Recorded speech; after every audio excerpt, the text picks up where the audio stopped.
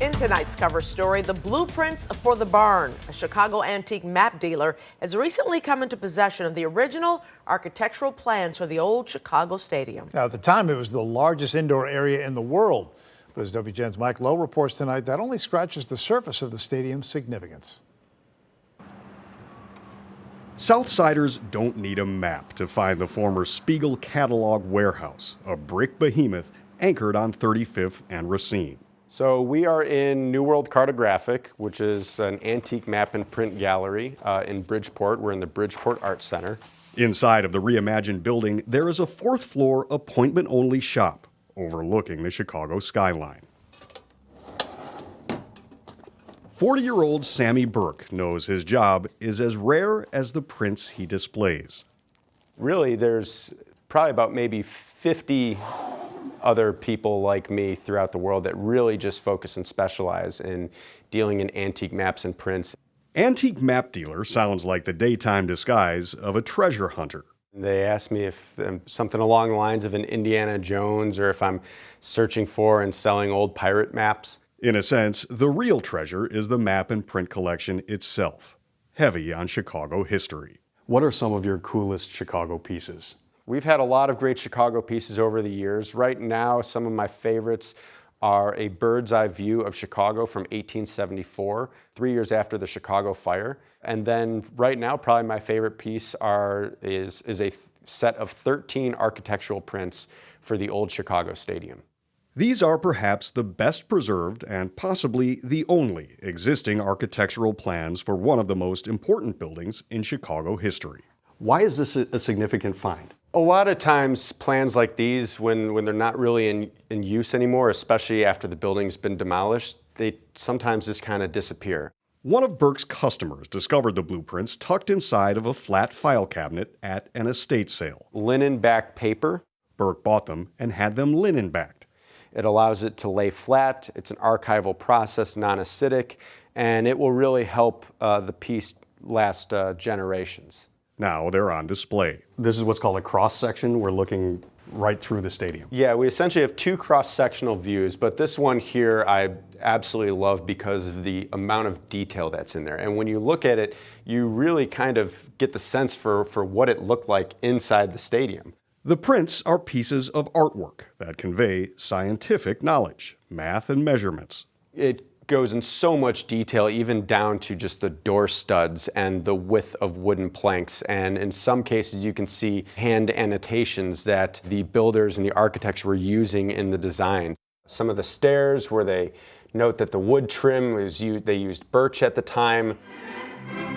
The stadium was built to host a variety of events: circuses, ice shows, rodeos, political conventions, concerts, boxing matches, and more. And it also shows that Chicago Stadium housed more than the Blackhawks and the Bulls.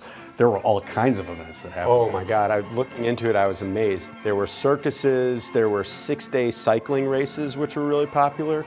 Actually, at one point, the Chicago Bears played the Portsmouth Spartans, which are now the Detroit Lions, for the NFL championship in the Chicago Stadium.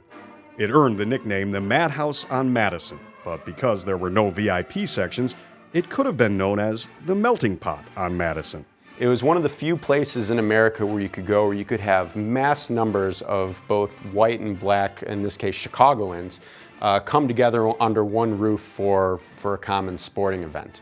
The legendary Barton organ and its 4,000 pipes were built into the stadium's structure and could produce a sound equal to the decibel level of 25 brass bands playing in unison. And because some of the bass pipes are so big and so heavy and the vibrations are so deep, it definitely could shatter many things. The stadium was a blend of neoclassical and Art Deco architecture designed by the firm Hall, Lawrence and Ratcliffe, which also built the Cook County Courthouse at 26th and Cal. And actually, a lot of the architects and the people that were involved with the planning and building of this were also involved with the 1893 Columbian Exposition, which was dubbed the White City, as it was made to look like ancient Greece. Colorful Chicago sports promoter Patty Harmon had the stadium built at a cost of $6 million. Construction lasted less than a year. When it opened in March of 1929, it was the world's largest indoor stadium with a capacity of 26,000, if the floor seats were used. Just this beautiful design with these tall windows. Above you have the letter H, which is for Patty Harmon, the original owner of the stadium and really the man who was behind the financing and the building of the stadium. The exterior limestone reliefs reflected classical heroes with modern touches. The drafted details came to life on the side of the old barn. Olympians paying homage to the ancient Greeks and Romans, yet you have a pair of skates, a pair of boxing gloves, a bicycle set in there. So it's kind of a blend of the Olympians of old with the sports that were popular in the late 1920s. Sports like boxing. One bout featured a young Cassius Clay, who later became known as Muhammad Ali. He won the Golden Gloves light heavyweight title at the stadium, calling the atmosphere, quote, the most awesome spectacle I'd ever participated in. Frank Lloyd Wright once said, "We create our buildings, and then they create us." And so it was with the stadium, creating memories for millions, including Bobby Hull's record-breaking goal, Here's Jordan for three, yes! and Michael Jordan's shrug.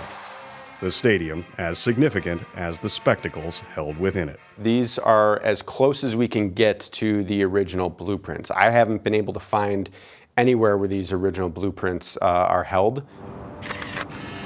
Well, I'm just coming here for one last look at Hawk Stadium before they tear it down. It's an ugly sight. It's something that's it's like your house getting torn down, you know, and it's very sad.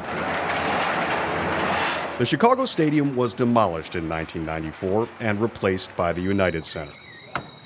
But this discovery of the blueprints is an occasion to reflect on the plans and maps that have guided us for centuries, providing a portal to the past and a framework for the future. We find these things, these historical items, people come to us with them. Sometimes we restore them and we find them new homes to collectors or institutions to preserve them for years and generations to come. In Bridgeport, Mike Lowe, WGN News.